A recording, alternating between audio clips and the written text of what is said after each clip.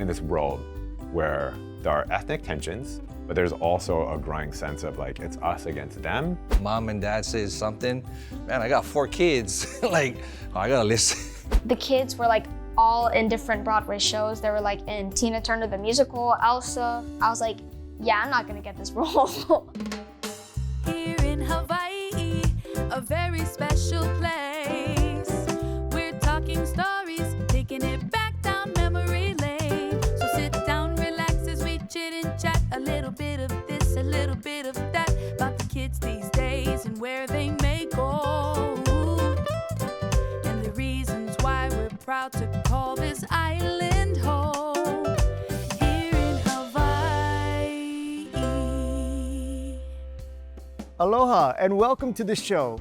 Now, if you know me, you know that I wasn't a great student, but I really wanted to get a better understanding of the plantation days here in Hawaii and how that era shaped local culture. So today we're going to be hanging out with the only historian who can keep my attention, Dr. Kealani Cook, Associate Professor of History at UH West Oahu.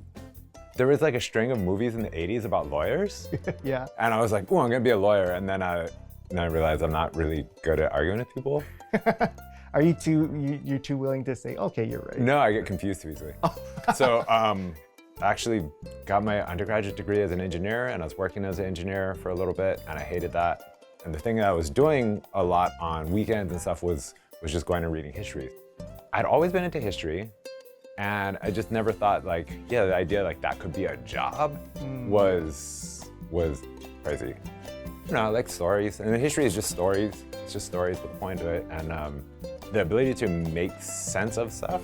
Because you look around now and you see now, and you're just kind of like, well, this is how it always was. History lets you see like, oh, how did it end up like this? I didn't realize how much the plantation days and things that evolved from those communities have impacted what we see today. And so I was curious if you could kind of give us a little mini history lecture about. Ooh, yeah.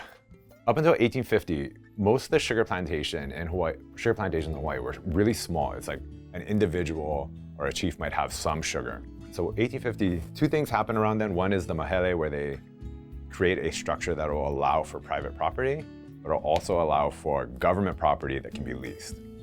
And the other thing that happens is the Masters and Servants Act, which sets up an indentured servitude system. Those 2 things combined are what allows a lot of the plantation stuff to happen, because sugar requires a lot of land, and it requires really heavy, intensive labor. And the first efforts to do that, they tried to use Hawaiians, and the Hawaiians were like, I have options, I'm out. And then they started using some of the Chinese that were already here. They're like, okay, well, we'll get these guys under contract. And they had fewer legal protections, they had fewer protections in general. And then they started bringing like mass importation of people to work on the sugar plantations.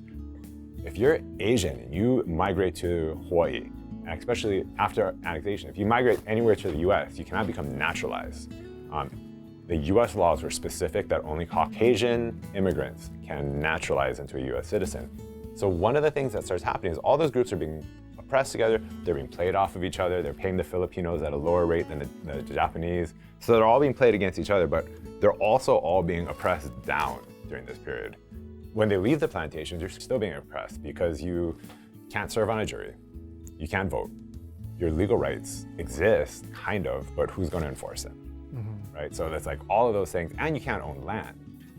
Their children can own land, and those kids are citizens. And there is kind of an irony of being raised in a school system that is trying to Americanize you and be like, this is America, we have rights, but also your parents don't have rights, and you only kind of have rights, but not really, because you're not this group of Americans.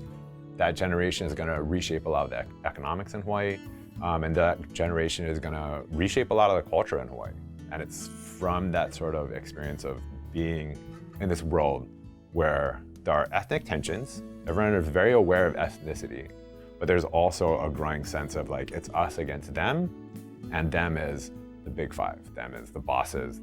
And that sort of pressure and presence around each other is going to fuse into a new culture.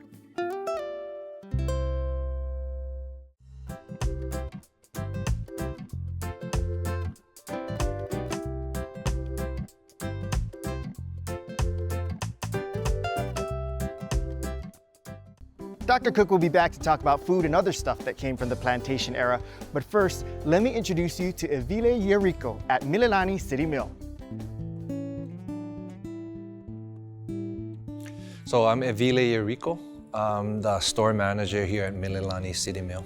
This is an awesome opportunity that I get to work here. I live right in the neighborhood, you know, and again, all these years, very grateful for City Mill being around.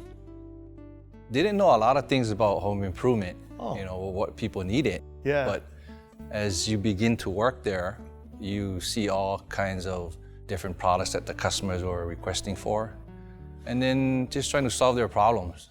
You know, like, oh, how can I help this guy fix their screen or something that that makes their day, you know? Just a little thing that they really need, but that's a big deal to them. And there's hundreds of those type of customers. And then you get to just help them. Has helping people kind of been something that's been a big part of your life, not just in retail, but in regular life? Been raised in Samoan church. And just raising that environment, they always wanted to make sure people are okay. Kind of like no matter how old you get, like you're still under that umbrella, you know, mom and dad says something. Man, I got 4 kids. Like, oh, I gotta listen. Or at least listen to what they say, right? Yeah. Or in a respectful manner. Try and do what they have taught you. So just listening to our parents, my parents, as I grew up, have shown me what can I contribute to, not only in my family, but also to the community. It seems like you've been really dedicated to trying to help others and be there for others. What is it that you want to see or hope to see? In this part of this time in my life, there's just a lot of things have happened. And recently my dad passed away. And I feel like my message to people nowadays is to make amends, make relationships right. You don't want to have regrets. You know, I tell people, yeah, I don't live in their shoes, so I really can't say, well, you just gotta do it, you know? Right. But it's amazing how walls can be broken when you just make the first step. And when you do that, I don't know, I've seen many people just be set free just by doing that. I'm fortunate that Dad passed away kind of, you know, it wasn't really expected, but when it did happen, we as a family are able to deal with the loss so much better, knowing that all was good, you know. You get off the plantation, first stop, restaurant business. That starts shaping food, like manapua, because it starts off as chasu bao, but chasu bao is like nice and small, and like you can't stick chasu bao in a bag and eat it. Like there's not going to be a chasu bao guy walking around. You want it bigger and more substantial, and so you start seeing like manapua is Hawaiians not being able to say chasu bao. Mea ono pua, which is mea ono is like dessert. Pua, pig dessert, or like pig sweet, like pig bread kind of thing. And then the Chinese being like, manapua? And they're like, yeah, we all know what manapua is. That's going to be the thing. So you have food coming around. You have even things like gambling. The Japanese coming in and bringing hanafura. So Hawaii ends up with its own hanafura rules that develop in Hawaii. They're different from the Korean rules. They're different from the Japanese rules. And everyone knows like hanafura is a Japanese game. But then by the time you get to like the 1950s, 1960s, everyone's playing hanafura. Aloha shirts, it starts off in the 1930s and 40s. It's just like, oh, these are like, the design is, it's a work shirt. It's like a palaka shirt. And then it becomes a party shirt. And then it becomes like, this is my professional attire. I'm like, this is how I show that I am the teacher and you're the students. I'm gonna show up in a Aloha shirt every day. Those are the things that they become markers of local identity, right? Yeah. Like, I'm gonna argue with someone over malasadas. Yeah. Like, 2 non-Portuguese arguing about malasadas is like, that is local, that is a marker of local identity. Like, I didn't grow up knowing much about the plantation. days or anything about that. I just took it for granted and I just assumed like, oh, we all just wanted to talk and try things out. We all just made a little melting pot of people, and now this is local culture. Yeah, no, it was much more tense than that. Yeah. But like all those things take generations, right? That creation of a thing, because that first generation did not trust each other, and there's ways they're kept apart from each other. You create solidarity, you can create these things. If you create some sort of sense of connection and ownership amongst a mass of people that have a natural enemy. Like there's clearly someone going after all of us from above.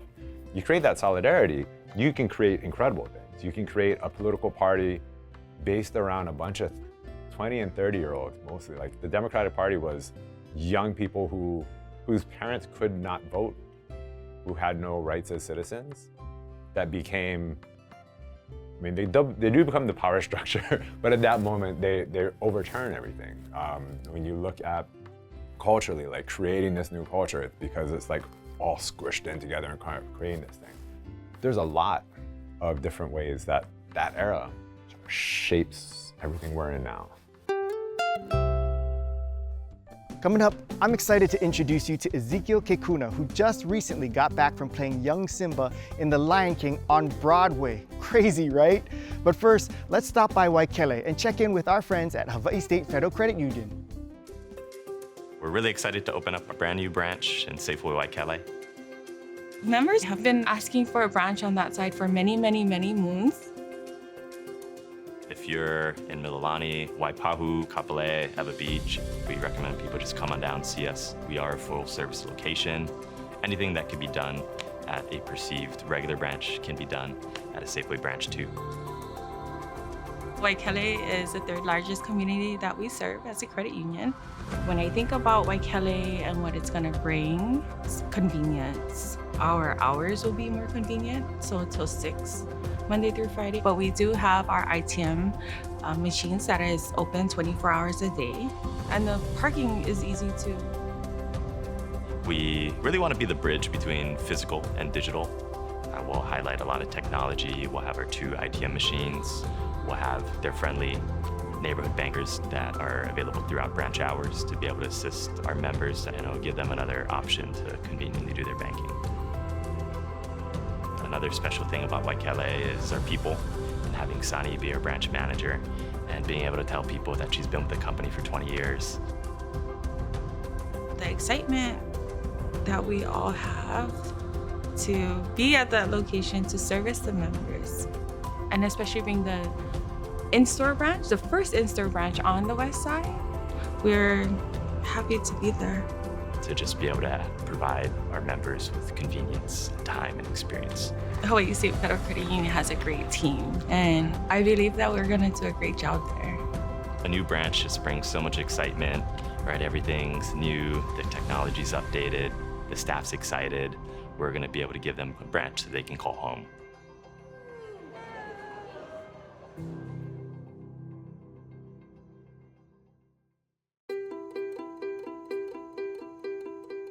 What did it feel like when they dangled you over the cliff and said, "Ah, papaya"?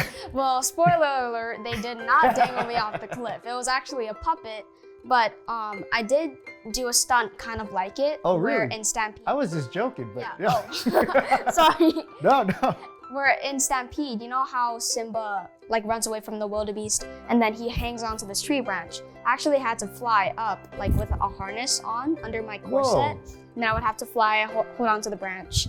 So where were the initial auditions? Was it in person or did you do it over Zoom? So the auditions were just recordings of yourself, of singing and doing the lines. And we just send it to the casting director.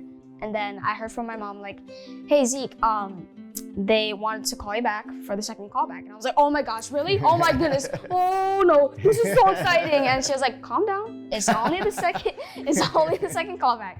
And then the casting director, Miss Amber, she said like, "Hey, is it okay if we meet up like on a Zoom call to see like what you can work on?" And then at the end, she said, "We want to see you in the final callbacks." So I was like, okay. And then me and my mom was like so excited, and we were practicing with my with my mom's friends. So there was Miguel Cadoy, who helped me with my singing, and Kimmy Balmalero, who helped me with my presence on stage.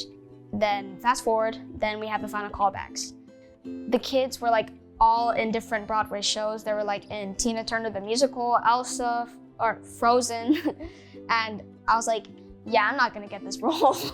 One of the like casting directors said, okay, you, blah, blah, blah, blah, blah, can leave. And just because we're saying that you can leave doesn't mean that like you're not good enough. And then he said, you know, I did that to a kid once, like, okay, you can leave. And then I was like, oh my goodness, that kid is not gonna go anywhere. And that turned out to be Tom Holland, who played Spider-Man. So that was crazy. So he was like, I just wanted to give you that heads up. And so I went to like the final callbacks.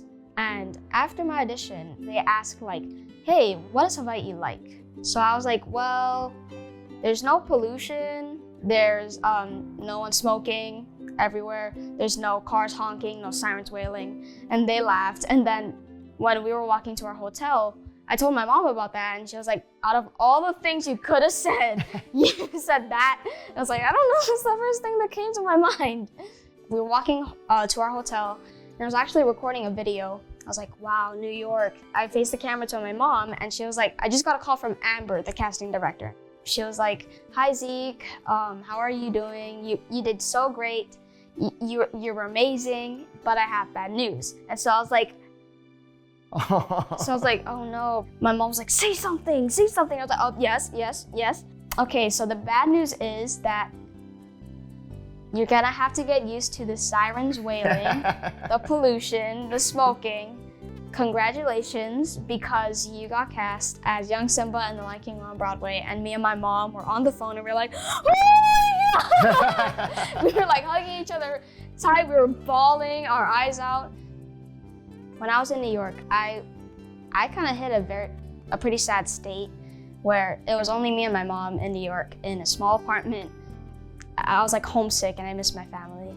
But, you know, my dad told me to finish strong and just to push through, right? So that's what kept me going, just my family. It's just something that I love. I just really love acting, singing, and dancing. And I guess that just makes me who I am. To all the kids that want to grow up to be something, just keep going. Hard work, of course, and as Mr. Ronald E. Bright would say, believe in yourself.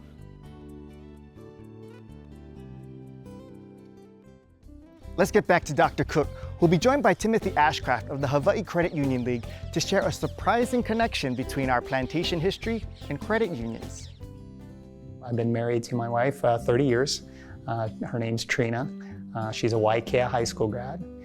So I have to say that because, you know, obviously I don't look like I'm from Hawaii originally, but as soon as I say that, you know, I'm in.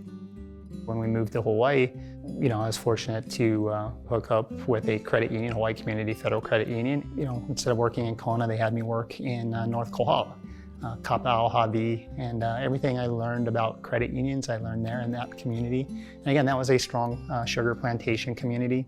I think a lot of us, I mean, and we belong to a credit union, I still don't quite understand, you know, the significance of it other than, oh, it's a place that gives me, you know, great rates and yeah, well, I place to mean, put my money but that's part of it. But you know, credit unions essentially, at least in Hawaii, started in 1936. But it came from really the result, I believe, of Depression-era times. Banks were failing, and it was very restrictive in terms of who could get credit. You can't get a bank loan. I mean, that's the main thing. Right. Like First Hawaiian Bank at that period isn't going to be like, oh, you want to start a restaurant. This is a business that often fails. You're a Japanese immigrant that has, you know, very limited business capability and only your sweat equity. There is, I can't remember if it's Japanese and Chinese, there is a history of pooling money. We all chip in $100 at a year, probably much less then.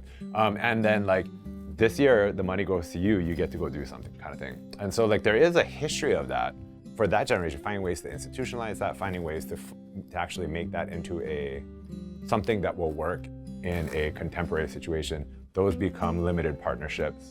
And like the early sort of move towards having community banking in that sort of way, eventually it ends up being community credit unions.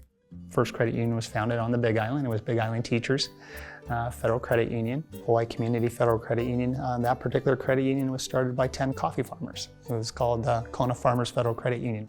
So it's really interesting to see a humble beginning and seeing it blossom. The cool part in our business, that no matter the size of the credit union, we all share the same core values, which is people helping people.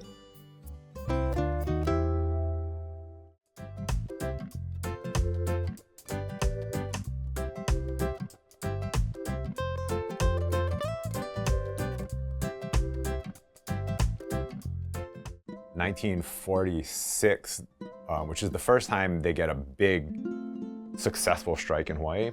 The reason it's successful is because it's pan-ethnic. Like the old unions were like a Japanese union, a Filipino union. The ILWU with Harry Kumoku, docks were really Hawaiian. And the Hawaiians like held down the docks. And that sets up a situation where if you want to break the Hawaiians want to negotiate for stuff, hey, look at these Japanese guys that work on the docks now, you created scabs. And so Harry Kumoku was an ILWU guy who was a sailor, and when he comes back, he's kind of like, we need to have that's the only way we're gonna win. He helps organize the ILWU docks guys, and one of the first things they had to do was convince the Hawaiians and Portuguese that were getting dock jobs that like, you can't do this. You can't be like, cut the Japanese out. And then convince the Japanese that like, you can actually trust us. Once you get that first level, and you make sure that there's leadership from all the different ethnic groups, right? So if it's like, we're creating a pan-ethnic union, but there's only a Japanese boss, the Filipino guys are gonna be like, I don't know about this. So you make sure that there's leadership at all these levels. Mm-hmm. There's some great stories. Like apparently they went 1946 during the strike, they're like, well, we're gonna go get Filipinos from other parts of the Philippines and we're gonna bring them in and they're not gonna know about unions. And it's like, dude, there's a full-scale communist revolution going on in the Philippines.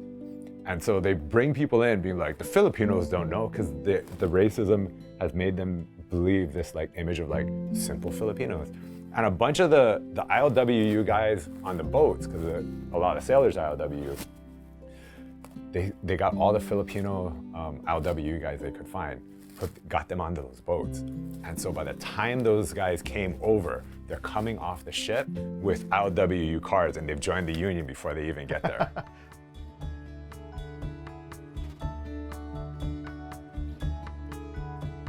I like to talk about my strike, 1946.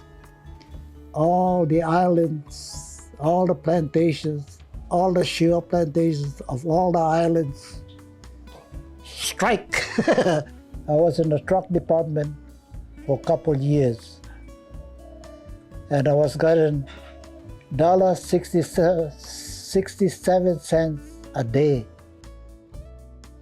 $1.67 a day, and sometimes we work 10 hours and no overtime. Then the strike came. Then I had $2.25. So safe to say, I think what I got from this lesson is that from the plantation era, the best benefit we got was awesome parties, because we got all our food for these parties and the attire for these parties.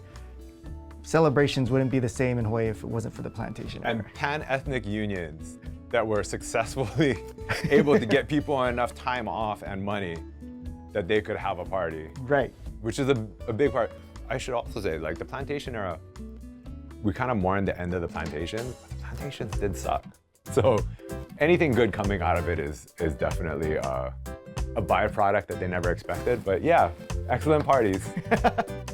I really hope that this episode honors the contributions of the plantation generations and that we can use these lessons that they taught us to build a better future for us all here in Hawaii. We'll catch you next week for an incredible episode that you won't want to miss. Holy mackerel.